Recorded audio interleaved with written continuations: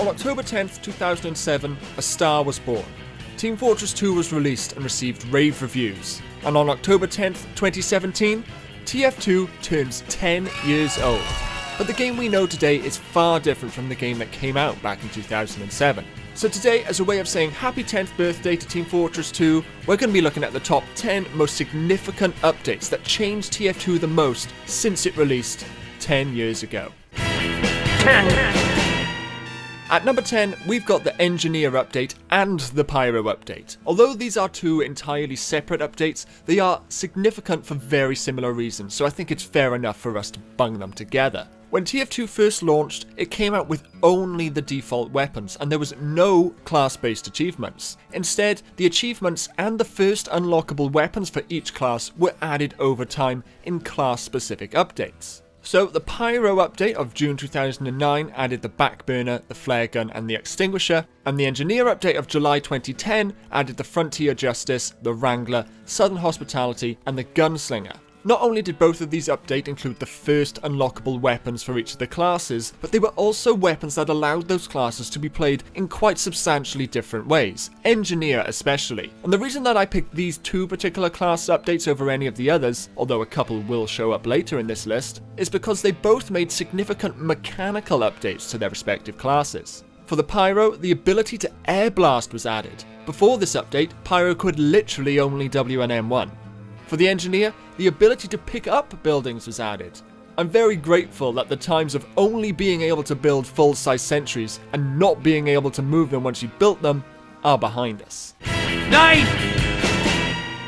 Next up, we've got the first community contributed update, which was appropriately named the first community contributed update. Whilst the content of this update wasn't particularly special, just 3 new weapons and 9 new hats, the update itself was significant because this was the first time that the entirety of an in-game update was created by the community. This update showed the community and the developers alike just how powerful community-created content could be for a game like TF2. And now, many years later, and many community items, maps, unusual effects, game types, and more have gone by, and we can look back and say thank you to this particular update. Thank you for proving just what can be achieved when the developer and the community work together. 8.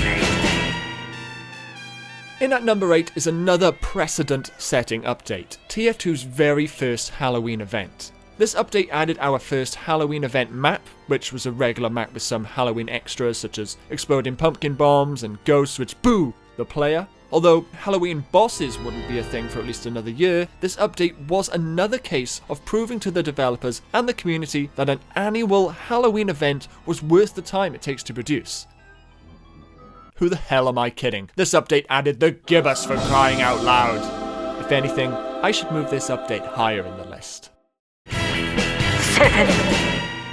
Meet Your Match. Probably the most divisive of all TF2 updates. Regardless of whether you think it was bad or good, it's pretty hard to deny that Meet Your Match had a big impact on the game. It was this update that of course removed quick play and replaced it with casual mode, and it simultaneously introduced competitive mode. Casual of course launched with many issues, and even though many of them were fixed in the following months, we're still left with a system that many people consider to be inferior to quick play. Competitive also launched in an incomplete state, and unless the Pyro update has come out and fixed everything by the time you're watching this video, it remains that way to this day. 6. It should be pretty obvious why Man vs. Machine made it into this list. 5 years after release, almost exactly halfway through its life as of today, TF2 added a whole new game mode, and this wasn't just a new way to play the existing games, such as the introduction of Payload or King of the Hill. No, this was a completely separate genre, and something seldom seen added into player versus player games, of course before TF2 did it. This was a player versus environment mode, and an extremely well polished one at that. Some of you might be thinking that this should be higher up the list due to its scale and creativity. And whilst those two attributes of this update are undeniably significant, I think it's worth bearing in mind that the content itself is isolated. Yes, MVM is huge, but it had very little impact outside of MVM, as where some of the other updates that we're going to talk about affected the core game in a much bigger way. 5. Halfway through the list and in at number 5, we've got the Gunmetal update. The update that I personally consider to be the dawn of modern TF2. In fact, Gunmetal probably brought the biggest changes to core TF2 since before MVM, and that's because it was Gunmetal that introduced the concept of campaigns and contracts. Even though we've only had 2 unique campaigns and a couple of Halloween spin-offs, it was the introduction of campaigns in Gunmetal that represented the TF2 development team's attempt to breathe a new lease of life into TF2, and do something radically different than just add a couple of new hats and a couple of new weapons. Another thing Gunmetal did that had never really been seen before in TF2 was a massive amount of weapon balances all at once. Usually we would get 2 or 3 weapon balances spread many updates apart, but Gunmetal brought tens of rebalances and reworks, basically meaning that you were guaranteed to experience a new weapon or class attribute in one way or another anytime you played the game after this update. Whilst the Gold Rush update didn't have a lot of content in it, just 1 map and 3 new weapons, it's the significance of this content that earns it a place in this list, and the fact that it was TF2's very first major update. The map added was Gold Rush. This was the first payload map added to the game, therefore this update also included the introduction of TF2's first new game mode. The weapons added were the Blutsauger, the Kritzkrieg and the Ubersaw. And because this was the first major update, this means that these were also the very first weapons ever added into the game. So, this update also introduced the loadout system, because previously there was no weapons for any class to switch to, everyone just had default. This update was another that set an important precedent for TF2.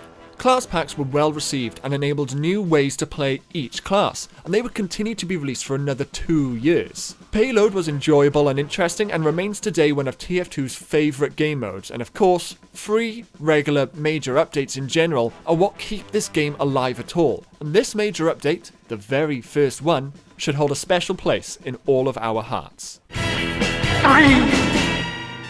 As we move to the top end of this list, the significance of these updates is really ramping up. Sniper vs Spy was one of TF2's early multi-day updates, with 9 whole days of reveals including multiple weapons that created new unique playstyles for the titular classes, multiple maps across multiple game modes including the introduction of Payload Race, and even the introduction of the item drop system. Before this, the only way to get new weapons was from achievements. But the real reason that this update is so special in TF2's history is because that the developers nonchalantly slipped into the last day of reveals hats.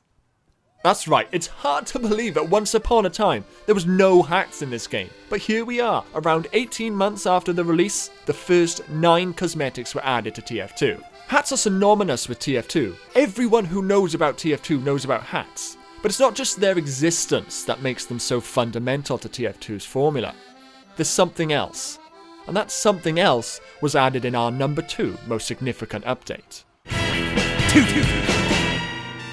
Mann-conomy was another large-scale update, even if we only look at the common items it added, which was over 65 weapons and hats, including the infamous frying pan. But there was so much more added in this single update. Unusuals were created. Before this update, there was no unusuals.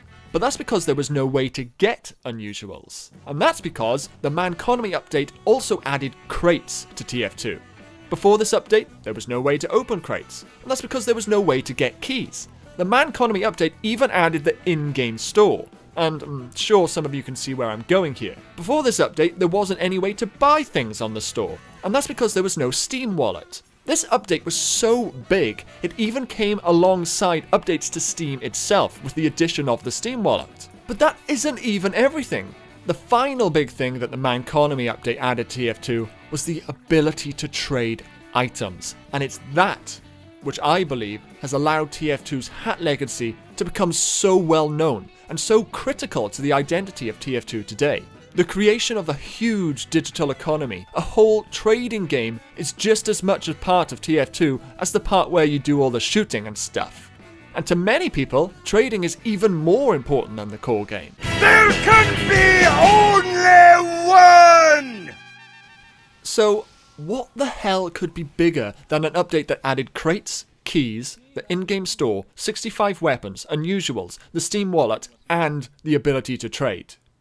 Well, the update in question launched on the 23rd of June 2011, bringing with it new weapons, new cosmetics, taunts, maps, paints, the introduction of strangers, but also, and this next point is the true reason I consider this the most significant update in all of TF2's history, this update made Team Fortress 2 free to play. Number 1 is the Uber update.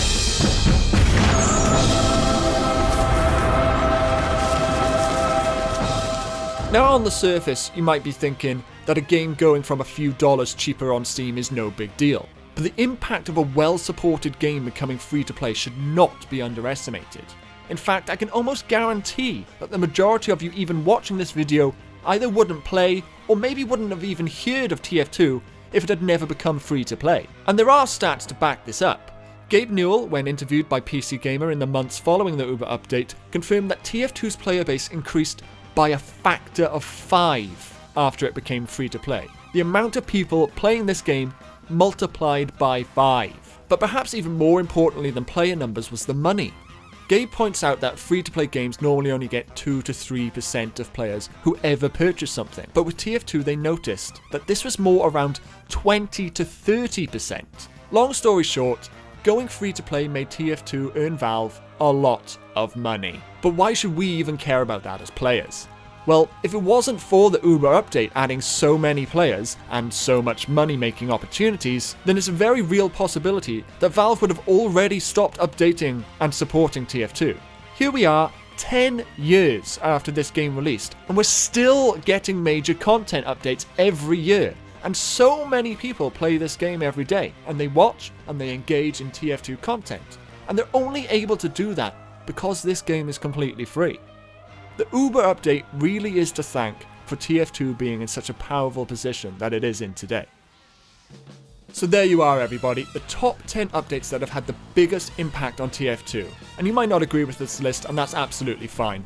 But personally, I've seen a lot of these updates happen firsthand and can vouch for their impact.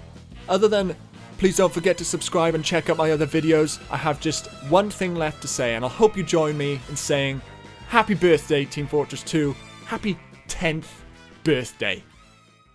For he's a jolly good fellow, for he's a jolly good fellow, for he's a jolly good fellow, which nobody can deny, which nobody can deny, which nobody can deny. For he's a jolly good fellow. Someone told me that I'm special.